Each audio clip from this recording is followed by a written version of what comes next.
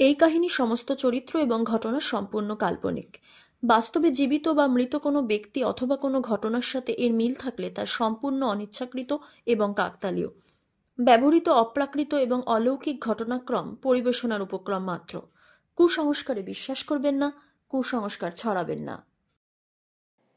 নমস্কার, আপনারা শুনছেন 221B হ্যারিসন রোড, বাংলার ভূত বাংলার ভয়, উল্টো পাল্টা গল্প নয়। আমি প্রত্যয়, আর আমার সাথে আছে সুমিতেন্দ্র। আজ আপনারা শুনবেন দেবশ্রী ভট্টাচার্যের লেখা একটা গ্রাম বাংলার ভূতের গল্প, করালি তান্ত্রিকের গ্রাস। গল্প পাঠে রয়েছে আমি প্রত্যয়। করালি তান্ত্রিকের ভূমিকায় কিংবদন্তি চ্যানেল থেকে সৌরভ রায়, হরিমতির ভূমিকায় মধুপর্ণা, মুখুজ্জে মশাইয়ের ভূমিকায় সুমিতেন্দ্র, মুখুজ্জে গিন্নির ভূমিকায় বর্ণালী এবং গৌড়ের ভূমিকায় আদিত্য। আপনারা যদি এরকমই গ্রাম বাংলার ভূতের গল্প শুনতে চান, আমাদের চ্যানেলটিকে অবশ্যই সাবস্ক্রাইব করবেন। তাহলে শুরু হচ্ছে আজকের গল্প।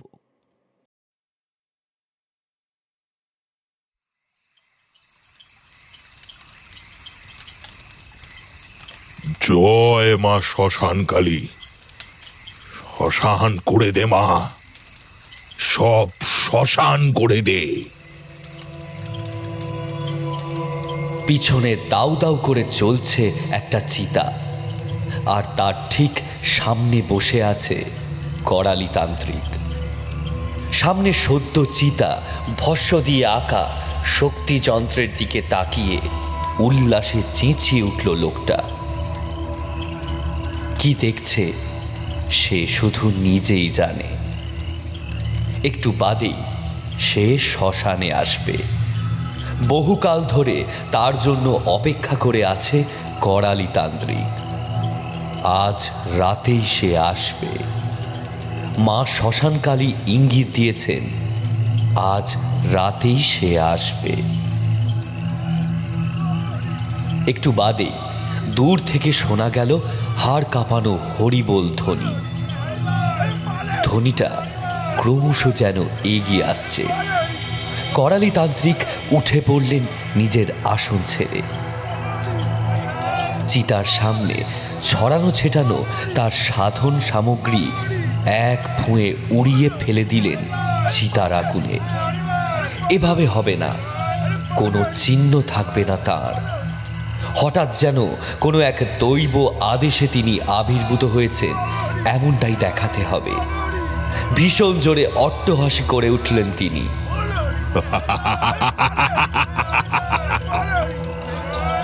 এসেছে এসেছে, সে এসেছে এতদিনে, এতদিনে সে এসেছে। হরিবোল ধ্বনিটা ক্রমশ এগিয়ে আসছে। আস্তে আস্তে করালি তান্ত্রিক চিতার ওধারে চলে গেলেন। অন্ধকারে তার শরীরটা ক্রমশ মিলিয়ে গেল। এবার ওই ভয়ঙ্কর হরিবোল ধ্বনির সাথে একটা মেয়েলি কান্নার আওয়াজ কানে আসছে। মুখুজ্জে বাড়ির ছোট ছেলে গৌড়ের বিয়ে হয়েছিল মাসখানেক হবে। আজই সদর থেকে আসার সময় সাইকেলটা রাস্তার গর্তে পড়ে গিয়ে বেমাক্কা আঘাত পেয়ে মাথায় ভীষণ চোট পেয়েছিল ছেলেটা। সঙ্গে সঙ্গেই অবশ্য সদরে নিয়ে গিয়ে অনেক চেষ্টা চরিত্র করা হলো, কিন্তু কোনো লাভ হলো না। ছেলেটা মারা গেল। গৌড়ের বউ হরিমতি তখন থেকে কেঁদে চলেছে। এমন নিশুতি রাতে মরা কান্না শুনলে বুকের ভেতরটা কেমন যেন মুচড়ে ওঠে। চিতা সাজানোর কাজ চলছে। তার সামনেই শোয়ানো রয়েছে গৌরকে। মুখুজ্জে মশাই জল ভরা চোখে সব পরলৌকিক কাজ সারছেন। হরিমতি এক নাগাড়ে কেঁদে চলেছে। এবার বোধহয় গৌরকে চিতায় তোলা হবে। হরিমতি ছুটে এলো কাঁদতে কাঁদতে। ওকে কোথায় নিয়ে যাচ্ছ? ও বেঁচে আছে, আমি বলছি ও বেঁচে আছে। ওকে কোথায় নিয়ে যাচ্ছ? না, যেও না, ওকে নিয়ে যেও না। ওকে কোথায় নিয়ে যাচ্ছ? বেঁচে আছে, আমি বলছি বেঁচে আছে। মুখুজ্জে বাড়ির মেয়ে বউরা টেনে হিঁচড়ে হরিমতিকে নিয়ে আসতে পারে না। একটা তুমুল গন্ডগোল শুরু হয়ে যায়। ঠিক এই সময় শোনা যায় একটা প্রচণ্ড চিৎকার। জয় মা শ্মশান কালীর জয়, জয় মা, জয় মা শ্মশান কালীর জয়। সব শ্মশান করে দে মা, সব শ্মশান করে দে। সামনের নিভে যাওয়া চিতার ধোঁয়ার আড়াল থেকে আস্তে আস্তে এই দলটার সামনে এগিয়ে এলেন করালি তান্ত্রিক। ঠিক বলেছিস মা, ও মরেনি, এখনো ওর দেহে প্রাণ আছে। এই সব মূর্খের দল ভুল জানে, ওর আত্মা এখনো শরীরের আশেপাশে ঘুরে বেড়াচ্ছে। শুধু খপ করে ধরে ওকে শরীরের ভেতরে পুড়ে দেওয়ার অপেক্ষা। হরিমতি প্রথমটা কিছু বুঝতে পারল না, কি বলছে এসব? সত্যি কি তবে তার বর মরেনি? মুকুজ্জে মশাই সব ছেড়ে ধর্মর করে উঠে দাঁড়ালেন। সকলের একটু সময় লাগলো। তারপরই হরিমতি কাঁদতে কাঁদতে একেবারে ঝাঁপিয়ে পড়ল করালির পায়ে। বাবা, বাবা, আমার বরটারে বাঁচিয়ে দেন না বাবা। সেই মা, ও কথা বলতে নেই। থাকবো বাবা, মা কখনো ছেলের বাঁধি হয় নাকি? বরটারে বাঁচিয়ে দেন। তোমার বরটাকে আমায় দেবে তো? এসব আপনি কি বলছেন? হ্যাঁ, এই তোমরা কেউ চেনো একে? এসব কোনো বুঝলুকি নয় তো? হরিমতি এর মানে বুঝল না, শুধু এটুকু বুঝল এই তান্ত্রিক বাবা তার বরকে বাঁচিয়ে দেবে। হরিমতির জীবনে এই মুহূর্তে এর চেয়ে বড় আর কোনো চাহিদা নেই। কিন্তু মুকুজ্জে মশাই হুঙ্কার দিয়ে উঠলেন। করালি তান্ত্রিক হাতের মুঠি পাকিয়ে জবা ফুলের মতো লাল চোখ পাকিয়ে তাকালেন মুকুজ্জে মশাইয়ের দিকে। এ কথা অন্য সময়ে অন্য কেউ বললে এক্ষুনি এই মুহূর্তে তার চিতা জ্বালিয়ে দিত করালি, কিন্তু এখন সে সময় নেই। বহুদিনের প্রতীক্ষার ফল আজ নিজে হেঁটে এসেছে তার কাছে। এখন মাথা গরম করে লাভ নেই। একদম শেষ মুহূর্তে নিজেকে সামলে নিয়ে করালি বলল, নিজের ছেলেকে যদি জ্যান্ত দেখতে চান তো একটু সবুর করুন। বৃথা চিৎকার চেঁচামেচি করে শ্মশানের শান্তি বিঘ্ন করবেন না। হরিমতি ছলছল চোখে তাকালেন শ্বশুর মশাইয়ের দিকে। মুকুজ্জে মশাই চুপ করে গেলেন। নিজের প্রাণের বন্ধু কাশীকে মৃত্যুর সময় কথা দিয়েছিলেন তার মেয়েকে নিজের বাড়ির মেয়ে করে নিয়ে আসবেন, নিয়েও এলেন, কিন্তু ছেলেটাকেই যে ধরে রাখতে পারলেন না।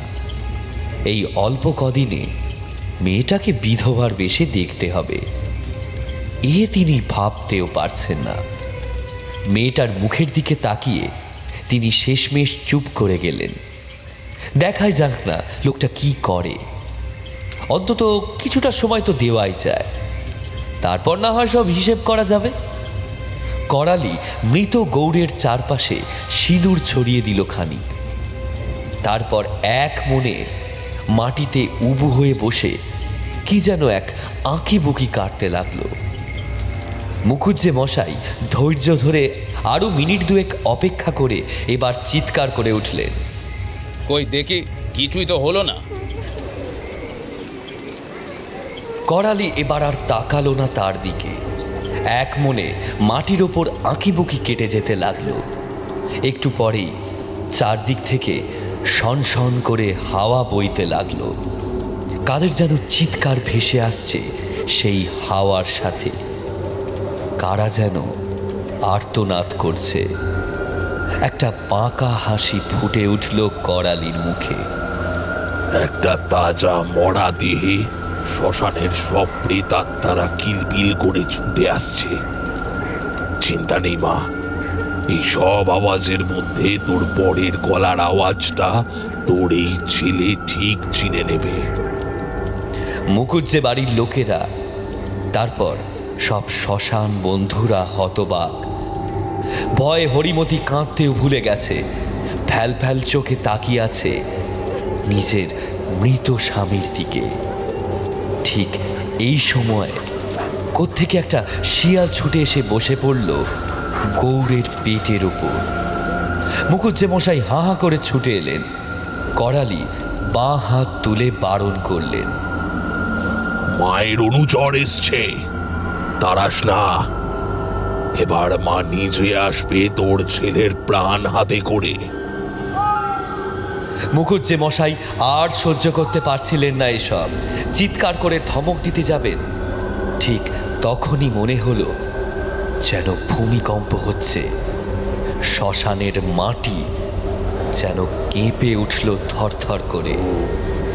গৌড়ের পেটের উপর বসে থাকা শেয়াল ডেকে উঠল গলা উঁচু করে। করালিতান্ত্রিক বিকট স্বরে মন্ত্র পড়তে লাগলো, আর মাঝে মাঝেই চিৎকার করে সকলকে সজাগ করে দিল।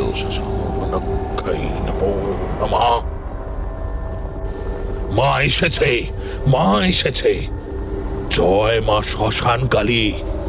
মাগো দে মা, সব শ্মশান করে দে মা, সব শ্মশান করে দে।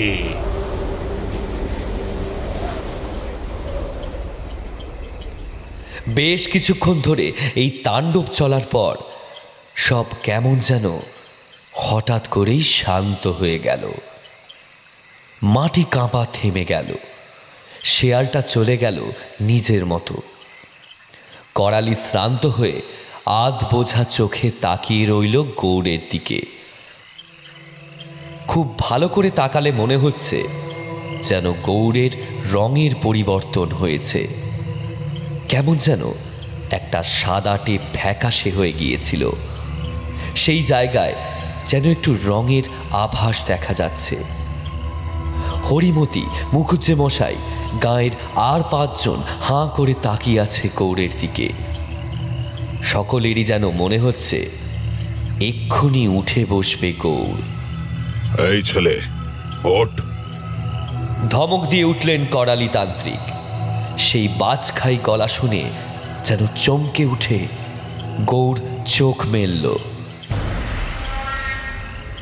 সামান্য কিছু মুহূর্ত হরিমতি আর নিজেকে সামলাতে না পেরে ওই শ্মশানের মধ্যেই গৌড়ের বুকের ওপর হুমড়ি খেয়ে পড়ে হাপুস নয়নে কেঁদে উঠল।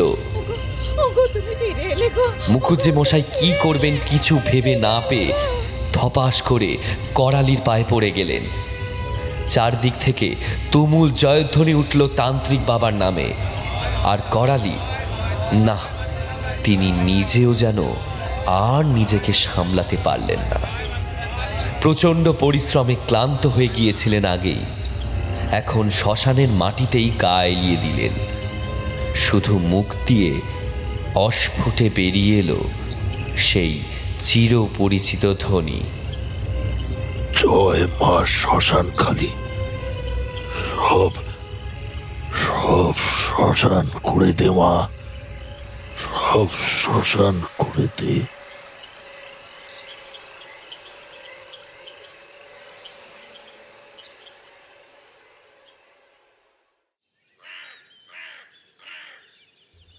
একটু তো কিছু গ্রহণ করতে হবেই বাবা, না বললে যে শুনছি না।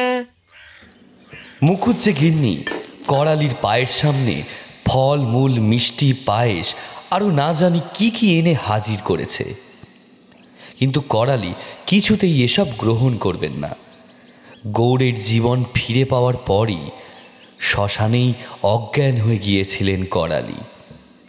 গাঁয়ের লোকেরাই সব ধরাধরি করে করালিকে নিয়ে আসে মুখুজ্জে বাড়িতে। মুখুজ্জে মশাই নিজে হাতে বিছানা করে করালির বিশ্রামের ব্যবস্থা করেন, কিন্তু জ্ঞান ফেরার পর থেকেই করালি খালি যেন ছটফট করতে থাকে। আমার এই সব কিচ্ছু চাই না মা, আমি আমার ওই শ্মশানেই ফিরে যেতে চাই। আমাকে এখানে কেন আনলি রে মা? এসব সাংসারিক সুখ আমার জন্য নয়। তা বললে কি হয়? মুখুজ্জে মশাই এসে হাঁটু গেড়ে বসে পড়লেন করালির পায়ের তলায়। বাবা, আমরা মুখ্য সূক্ষ্ম মানুষ, আপনার ক্ষমতা বুঝতে পারিনি বাবা। আপনার সাথে সাক্ষাৎ মা কালী এসেছেন আমার ঘরে। আমার ছেলেটার জীবন আপনি ফিরিয়ে দিয়েছেন বাবা। আপনাকে যেতে তো দিতেই হবে, তবু যে আপনার ঋণ চোকাতে পারবো না বাবা। আপনার সেবা করার একটু সুযোগ দিন বাবা, আপনার সেবা করার একটু সুযোগ দিন। মুখুজ্জে মশাই কেঁদে ফেললেন। দরজার পর্দার আড়ালে দাঁড়িয়ে হরিমতিও চোখের জল ফেলছে। সেদিকে চোখ গেল করালির। আয় মা, আয়। লুকিয়ে আছিস কেন? ছেলের কাছে কিসের লজ্জা? আয়, একটিবার আয়। হরিমতি এসে গুটি সুটি পায়ে প্রণাম করল। আমি সন্ন্যাসী মানুষ, সংসারের কোনো কিছুতেই আমার টান নেই। তবে যদি একান্তই তোরা আমায় কিছু দিতে চাস, তবে প্রত্যেক অমাবস্যায় গৌড়কে মাঝ রাতে ঠিক 12টার সময় একাকী শ্মশানে পাঠিয়ে দিস। মুখুজ্জে মশাই হকচকিয়ে গেলেন। হরিমতি কথা ভুলে হাঁ করে তাকিয়ে রইল করালির দিকে। মুখুজ্জে গিন্নি কাঁদো কাঁদো গলায় বললেন, সে কি কথা ঠাকুর, এত রাতে ছেলেটাকে একা একা শ্মশানে পাঠাবো কেন বাবা? হঠাৎ অট্টহাস্য করে উঠল করালি তান্ত্রিক।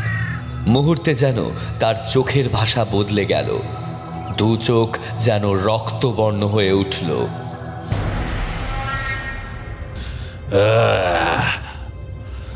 এত ভয় কিসের? মৃত্যুকে জয় করে ফিরে এসেছে তোর ছেলে। অবশ্য ছেলেকে শ্মশানে পাঠানো বা না পাঠানো পুরোটাই তোমাদের ইচ্ছা।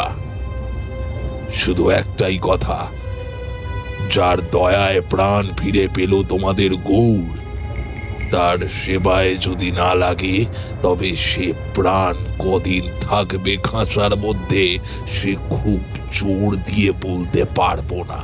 ও কি কথা? সে কি? আঁতকে উঠে মুখুজ্জে গিন্নি। ছেলেকে হারানোর দুঃখ একবার সহ্য করেছেন, সেই হারিয়ে যাওয়া ছেলেকে ফিরে পেয়ে আবার হারিয়ে ফেলতে পারবেন না তিনি। অমন কথা বলবেন না ঠাকুর, আমার যে একটা মাত্র ছেলে। আমার হাতে কিছু নেই রে মা, সবই মায়ের ইচ্ছা। জয় মা শ্মশান কালী, জয় মা শ্মশান কালী, সব শ্মশান করে দে মা। পুরো মুখুজ্জে পরিবার পায়ে পড়েও আর কিছু করতে পারল না। করালিকে আটকানো গেল না। সে যেমন এসেছিল তেমন করেই চলে গেল মুখুজ্জে বাড়ি থেকে।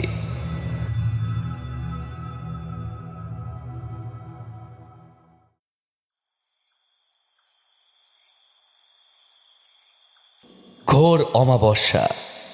রাত হতেই কদমপুর যেন অস্বাভাবিক অন্ধকার হয়ে গেল, আর কেমন যেন এক কুমোট পরিবেশ। চারদিকে একটা গাছের পাতাও নড়ছে না। গৌড়কে একা যেতে হবে শ্মশানে, যেতেই হবে, কোনো উপায় নেই। এর মধ্যে মুখুজ্জে মশাই দিনে রাতে বেশ কয়েকবার শ্মশানে এসেছেন। যদি করালির হাতে পায়ে ধরে অন্য কিছুতে রাজি করানো যায়, টাকা পয়সা জমি জমা যা চাইবে করালি, কিন্তু তাকে পেলে তো। করালি যেন কদমপুর থেকে কর্পূরের মতো উবে গেছে। মুখুজ্জে মশাই একবার ছক কষেছিলেন কদমপুর থেকে পালিয়ে যাবে। মুখুজ্জে গিন্নি আর সে সাহস পেলেন না। যা হয় হোক, অন্তত ছেলেটা বেঁচে তো থাকবে। গৌড় নিজেও খুব একটা পালাবার পক্ষপাতী ছিল না। মরে যাওয়ার পর ঠিক কি হয়েছিল সে জানে না। সেই যে সে সাইকেল থেকে পড়ে গিয়েছিল, তারপর তার জ্ঞান ফেরে সেই শ্মশানে। মাঝের সময় ঠিক কি হয়েছিল সে জানে না। করালি সেদিন ঠিক কি কাণ্ড ঘটিয়েছিল সে চায়টা কি, কেনই বা তাকে ডেকেছে শ্মশানে, সেটা জানতে চায় গৌড়।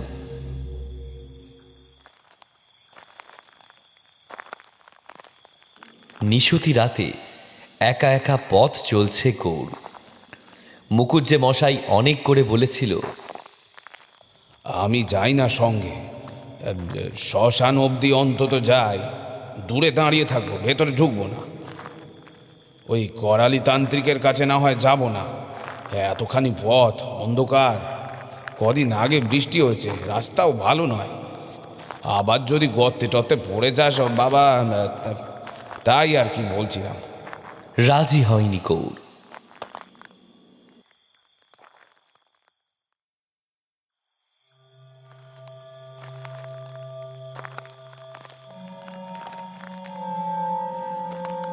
শ্মশান যত কাছে আসছে বুকের মধ্যে ধুকপুক যেন বেড়ে যাচ্ছে।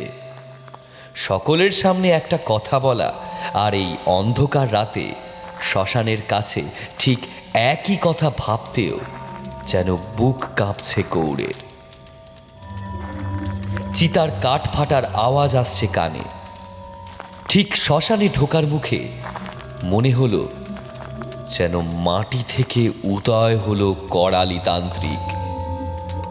এসেছিস? বেশ বেশ। জয় মা শ্মশানকালী, জয় মা শ্মশানকালী, সব শ্মশান করে দে মা। আয় আয়, আমার সাথে আয়। গৌর কিছু একটা জিজ্ঞাসা করতে গিয়েছিল, কিন্তু সে সুযোগও পেল না। করালি তার ডান হাতটা ধরে টানতে টানতে নিয়ে চলল অন্ধকারের বুক চিরে। শ্মশান পার করে কুলুচি নদীর ধার ধরে তারা হাঁটছে। এই রাস্তায় বড় একটা আসে না গৌর। অন্ধকারে এবড়ো খেবড়ো রাস্তায় হোঁচট খেতে খেতে চলেছে সে। এই লোকটা তার প্রাণ বাঁচিয়েছিল, কিন্তু তাই বলে কতক্ষণ মুখ বুজে কৃতজ্ঞতা দেখানো যায়? একটা সময় আর নিজেকে ধরে রাখতে পারল না সে। আপনি কোথায় নিয়ে যাচ্ছেন আমাকে? একটু আসতে, এত এত তাড়াহুড়ো করে আমি যেতে পারছি না। চুপ, একদম চুপ। ধমক দিয়ে উঠল করালি। আজকের রাতের জন্য তুই আমার চাকর, আমি যা বলবো তাই করতে হবে। তারপর হাত নয় সোজা ওর ঘাটটা চেপে ধরে হিড় হিড় করে টানতে টানতে নিয়ে চলল করালি। গৌরের এক পাটি জুতো খুলে গেছে, পা দুটো কাদায় মাখামাখি, পাথরের খাঁজে লেগে কেটে রক্ত বেরোচ্ছে। দূরে একটা কুঁয়ো দেখা যাচ্ছে। করালি গৌরকে টানতে টানতে এনে ফেলল কুঁয়োটার ধারে। একটা বিকট গন্ধ এখানে। গৌর এতক্ষণে ছাড়া পেয়ে চোরে শ্বাস নিতে গিয়ে আটকে গেল। সেই বিকট গন্ধটা নাকে আসতেই কাশতে কাশতে বমি করে ফেলল গৌর। জোরে শ্বাস নিতে গিয়েই গন্ধটা একেবারে নাকে এসে লেগেছে। একটা প্রায় কঙ্কাল হয়ে যাওয়া মৃতদেহ পড়ে আছে। এর জন্যই তো তোর জীবন ফিরিয়ে দিয়েছিলাম, যাতে এর জীবন আমি ফেরাতে পারি। গৌরের জীবন করালি কি করে ফিরিয়েছিল সেটাই এখনো গৌরের কাছে বড় প্রশ্ন। তাই বলে এর জীবন ফেরাবার কথা ভাবছে করালি। পুরো কঙ্কাল হয়ে গেছে শরীরটা, মাংস গলে গলে পড়ছে, কোথাও কোথাও হাড় দেখা যাচ্ছে। এ আমার ভাই, আমি করালি তান্ত্রিক। মৃত্যুর কয়েক ঘন্টার মধ্যে জীবন ফিরিয়ে দেওয়ার ক্ষমতা রাখি আমি। কেউ মরলে যতক্ষণ না সে শরীরকে নষ্ট করা হচ্ছে ততক্ষণ আত্মা তার আশেপাশে ঘুরে বেড়ায়। মন্ত্র বলে সেই আত্মাকে ফের শরীরে প্রবেশ করাতে পারি আমি। কিন্তু আমার ভাইটা যখন মারা গেল আমি খবর পাইনি। খবর পেয়েছিলাম পুরো একদিন পরে। ততক্ষণে ওর শরীরটা পড়েছিল আমার গ্রামের বাড়িতে। তারপর থেকে অনেক চেষ্টা করেছি, হয়নি, ও ফিরে আসেনি। এখন একটাই উপায়, এমন একজনকে চাই যে জীবনে কোনো পাপ করেনি এবং একবার মরে গিয়ে আবার শরীর পেয়েছে। আর তুই হলি সেই লোক। এখন প্রতি অমাবস্যায় আমার ভাইয়ের মৃতদেহ কোলে নিয়ে বসতে হবে তোকে। বহু আত্মারা আক্রমণ করবে, সেই আঘাত সহ্য করতে হবে তোকে। যতক্ষণ আমি পুজো করব ততক্ষণ বসে থাকবি তুই। গৌর ভয় পিছিয়ে এলো। না না, এ অসম্ভব ব্যাপার। এর প্রাণ ফিরে আসতে পারে না। দেখো দেখো, একে চেনা যাচ্ছে না, মানুষ বলে মনে হচ্ছে না। একে সম্ভব নয়, কেউ কেউ কেউ করতে পারে না এমন। চুপ, একদম চুপ। আজকের রাতের জন্য তুই আমার চাকর। আমার কথা না শুনলে তুইও আর যেতে পারবি না নিজের ঘরে। আমি যদি প্রাণ দিতে পারি তো নিতেও পারি। একদম চুপ করে বসে থাকবি এখানে। করালি গৌড়ের দু কাঁধে চাপ দিয়ে বসিয়ে দিল। তারপর সেই পচা গলা লাশটাকে তার কোলের ওপরে চাপিয়ে দিল। গৌড়ের মনে হচ্ছে তার প্রাণ আবার বুঝি বেরিয়ে যাবে তার শরীর থেকে। করালি তার ঠিক সামনেই আসন পাতল। সেই আসনে সে বসতে যাবে, ঠিক তখনই গৌড় সেই মৃতদেহ ফেলে দিয়ে একেবারে দৌড়ে পালিয়ে যাওয়ার চেষ্টা করল, কিন্তু পারল না। দু পা এগোতেই অন্ধকার ফুঁড়ে দুটো কালো হাত কোত্থেকে যেন বেরিয়ে তাকে ধাক্কা মেরে আবার ফেলে দিল। সে এবার এসে পড়েছে ওই মরাটার পাশে। করালি রক্তের মতো লাল চোখে তাকিয়ে আছে তার দিকে। ভালো কথা শুনবি না তো? দেখ তবে এবার কি হয়। করালি অমনি রক্তচক্ষু নিয়ে তাকিয়ে রইল তার দিকে। গৌর দেখল ক্রমশ তার শরীর যেন ভারী হয়ে আসছে। সে আর চাইলেও নড়তে পারছে না। একই জায়গায় বসে ছটফট করতে লাগলো গৌর। করালি আবার তার কোলের ওপর সেই পচা গলা মরাটা শুইয়ে দিল। এক নাগাড়ে চলতে লাগলো তান্ত্রিকের মন্ত্রোচ্চারণ। গৌড়ের মনে হলো মাটির ভেতর থেকে সরু লিকলিকে বেশ কিছু হাত যেন তাকে আঁকড়ে ধরছে। তার সারা শরীর বেয়ে কিলবিল করে বেয়ে চলেছে কালো সরু লতানে গাছের মতো হাত। করালির মন্ত্র একবার উঁচু সুর ধরে, একবার নিচুর দিকে যায়। গৌড়ের মাঝে মাঝে মনে হয় তার কোলে শুয়ে থাকা মরাটা কেঁপে কেঁপে উঠছে। আর তখনই তার শরীরের ভেতরে কেমন যেন ঝনঝনানি হতে থাকে।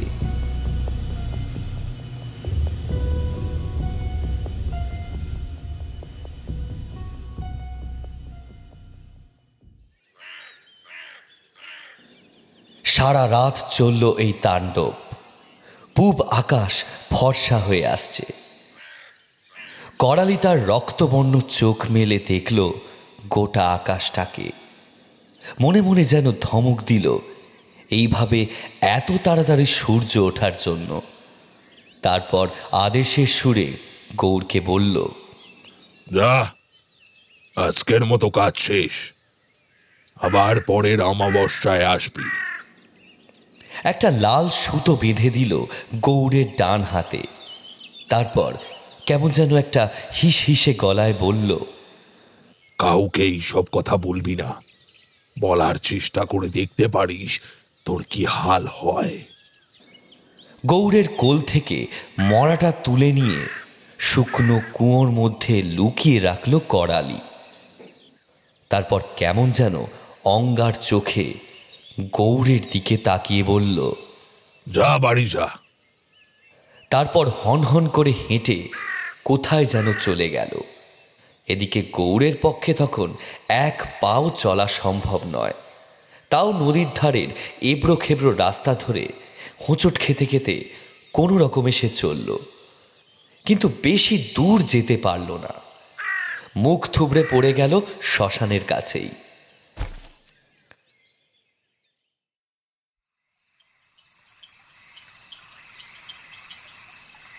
হ্যাঁ গো, শ্মশানে কি হয় গো? তোমায় দিয়ে কি করায় ওই তান্ত্রিক? 5 মাস টানা প্রত্যেক অমাবস্যায় শ্মশানে যাচ্ছে গৌর, না গিয়ে উপায় নেই। হাতের মধ্যে একটা লাল সুতো বেঁধে দিয়েছে তান্ত্রিক। দ্বিতীয় অমাবস্যাতেই গৌর চেষ্টা করেছিল পালিয়ে যেতে। শ্মশানের নাম করে বেরিয়ে স্টেশনের ধারে সে চলে গিয়েছিল। ভেবেছিল 1 রাতের জন্য পালিয়ে যাবে, সম্ভব হয়নি। হাতের লাল সুতোর রং পাল্টে কালো হয়ে গিয়েছিল, আর সেই কালো সুতো থেকে ধোঁয়ার মতো কিলবিল করে অজস্র কালো হাত বেরিয়ে এলো। তারপর গৌরকে প্রায় টানতে টানতে নিয়ে গিয়ে হাজির করলো ওই শ্মশানের ধারে। তারপর থেকে গৌর বুঝে গেছে এই তান্ত্রিকের হাত থেকে পালানো সম্ভব নয়। তাছাড়া শরীরটাও কেমন যেন দুর্বল হয়ে গেছে। অমাবস্যার রাতে ওই কর্মকাণ্ডের পর 2-3 দিন আর কিছু খেতে পারে না গৌর। এই কমাসে ওই মৃতদেহ যেন শুকিয়ে কাঠ হয়ে গেছে। ওটাকে নিয়েই বসতে হয় গৌরকে। বাড়ি ফিরেও তার খালি মনে হয় গা দিয়ে তার দুর্গন্ধ বেরোচ্ছে। কলসি কলসি জল সে ঢালে গায়ে, তবুও কিছু হয় না। হরিমতি পাশে এসে বসে বলল, কি হয়েছে গো? না, কিছুই হয়নি। বিরক্তিতে উঠে দাঁড়ায় গৌর। আজ আবার অমাবস্যা। সকাল থেকে শরীরটা আনচান আনচান করছে। 2 বার শুধু ভেবেছিল আজ আর কিছুতেই শ্মশানে যাবে না। তাতেই হাতের লাল সুতোটা এত চেপে বসেছে যে মনে হচ্ছে হাতের কবজিটা ছিঁড়ে পড়ে যাবে। কোনো উপায় নেই, তাকে যেতেই হবে শ্মশানে।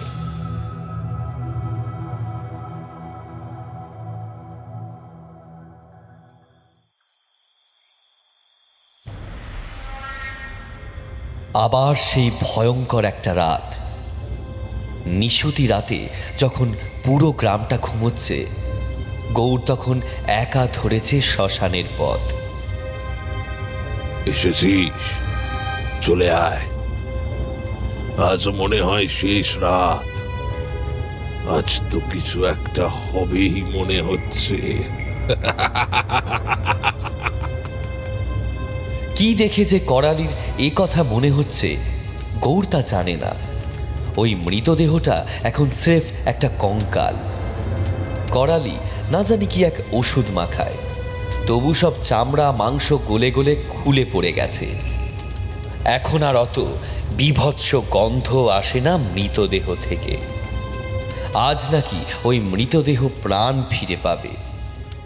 পেয়ে কি হবে? সত্যি যদি প্রাণ পেয়েও যায়, কি করবে সে ওই প্রাণ নিয়ে? লোকটা হেঁটে চলে বেড়ালে তো গাঁয়ের লোকেরা ভয় পেয়ে যাবে।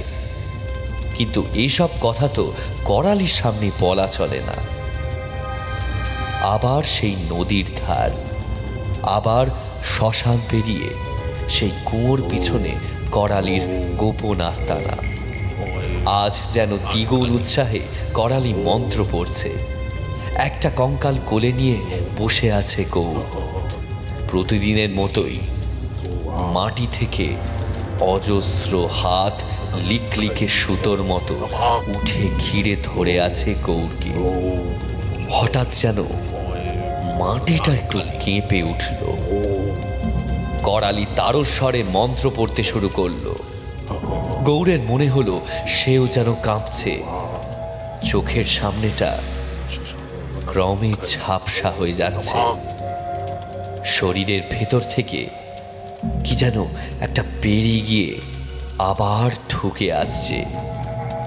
কোলের ওপর কঙ্কালটা আপনা থেকেই কয়েক হাত উঠে গিয়ে গৌরের বুকের কাছে স্থির হয়ে আছে। তারপর হঠাৎ কেমন যেন সব স্থির হয়ে গেল। ধুপ করে দুটো আওয়াজ হলো। গৌর পড়ে গেল মাটিতে। কঙ্কালটাও ধপাস করে পড়ে গেল। করালি স্থির হয়ে চেয়ে আছে কঙ্কালটার দিকে। কঙ্কালটা মনে হচ্ছে একটু একটু করে কাঁপছে। করালি এবার একটা মৃদু ধমক দিল। ওঠ ওঠ ভাই ওঠ। কঙ্কালটা সত্যি উঠে বসল, কিন্তু কিন্তু তারপরেই একটা জোরে আর্তনাদ করে উঠল। ব্যাপারটা করালিও বোধহয় ঠিক বুঝল না। হাঁ করে খানিকক্ষণ তাকিয়ে বেশ আবেগের সাথে বলল, কি হলো ভাই? তোকে আমি ফিরিয়ে নিয়ে এসেছি। দেখ দেখ, তোকে আমি ফিরিয়ে নিয়ে এসেছি, দেখ। সেই কঙ্কালটা বিকট একটা চিৎকার করে উঠে দু হাত দিয়ে ধাক্কা দিল করালিকে। করালি ছিটকে পড়ল কয়েক হাত দূরে। করালির ছড়িয়ে ছিটিয়ে রাখা সরঞ্জামগুলো তুলে ছুঁড়ে ফেলে দিল কঙ্কালটা। তারপর ছুটে এসে গৌড়ের অচেতন দেহটা ধরে নাড়া দিতে লাগলো। করালি এখনো কিছু বুঝতে পারল না। কি হয়েছে ভাই? আমি তোর ভাই না হারামজাদা, তোর ভাই না আমি গৌর। গৌর আমার নাম। আমার শরীরটা আমাকে ফিরিয়ে দে হারামজাদা, আমার শরীরটা আমাকে ফিরিয়ে দে। গৌর তার কঙ্কালের হাতে করালির গলা টিপে ধরল। দম বন্ধ হয়ে আসছে করালির। না, তা সম্ভব নয়। একেবারে বেশি এই শরীরে আত্মাকে ফিরিয়ে আনার ক্ষমতা আমার নেই।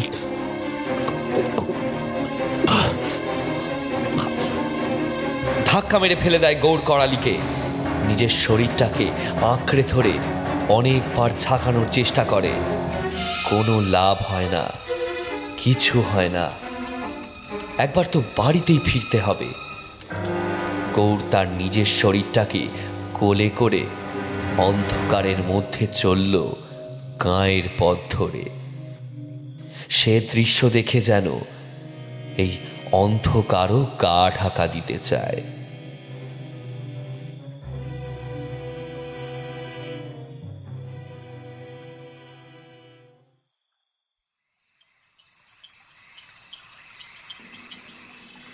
হরিমতি উঠোনে গালে হাত দিয়ে বসে থাকে প্রতি অমাবস্যায়। ভোরবেলা গৌর না আসা অবধি এমন করেই সে বসে থাকে। ভোর হতে তখনও দেরি আছে। হঠাৎ যেন পায়ের আওয়াজ শুনতে পেল হরিমতি। দৌড়ে গেল উঠোন পেরিয়ে সদর দরজার সামনে। কিন্তু এ কি? একটা কঙ্কাল বয়ে নিয়ে আসছে তার স্বামীকে। হরিমতি সেই যে পড়ল মাটিতে, আর তার হুঁশ ফিরল না।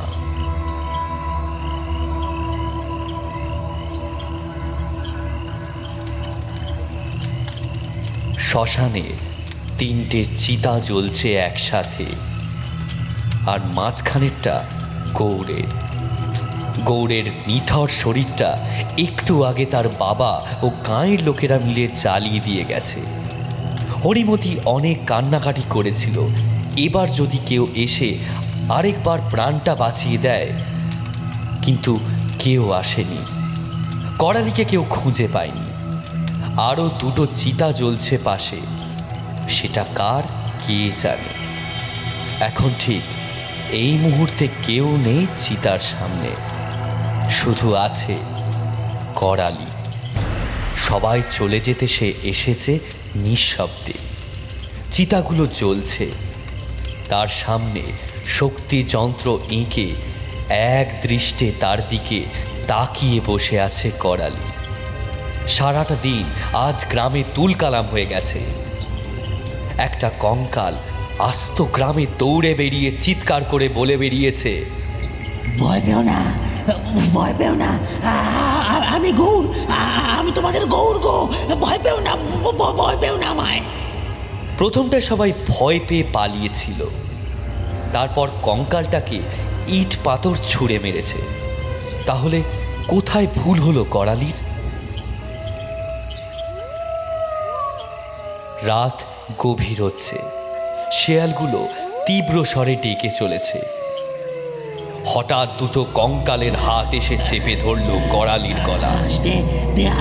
আমার শরীরটা ফেরত দে আমাকে, দেশ ফেরত আমাকে, আমার শরীরটা। পারবো না আমি। করালি বোধহয় ছটপট করতে করতে কিছু একটা বলার চেষ্টা করেছিল, কিন্তু শেষ পর্যন্ত পারল না।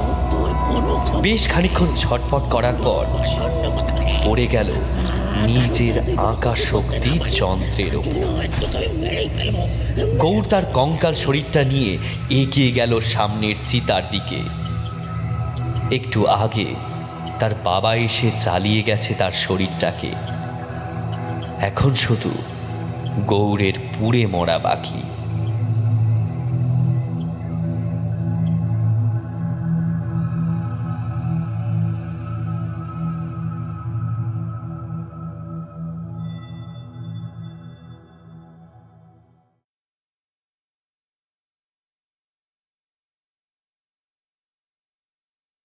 শেষ হলো আজকের গল্প, দেবশ্রী ভট্টাচার্যর লেখা একটা গ্রাম বাংলার ভূতের গল্প, করালি তান্ত্রিকের ক্রাশ। গল্পটা কেমন লাগলো আপনারা অবশ্যই কমেন্ট করে জানাবেন। আমাদের এই উইকের টপ কমেন্টার হলো রোহিত প্রধান, অর্ণব দে, শুভদীপ ঘোষ, অঙ্কন এবং মেহনাস আফরিন। তোমাদের অসংখ্য ধন্যবাদ আমাদের প্রত্যেকটা গল্পে এভাবে কমেন্ট করার জন্য। তোমাদের মতামত আমাদের ভীষণভাবে হেল্প করে এগিয়ে যাওয়ার জন্য।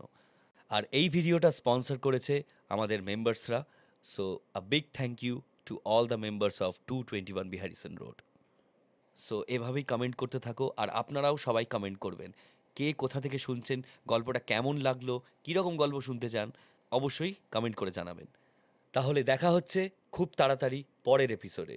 শুনতে থাকুন 221B হ্যারিসন রোড, বাংলার ভূত, বাংলার ভয়, উল্টো পাল্টা গল্প নয়।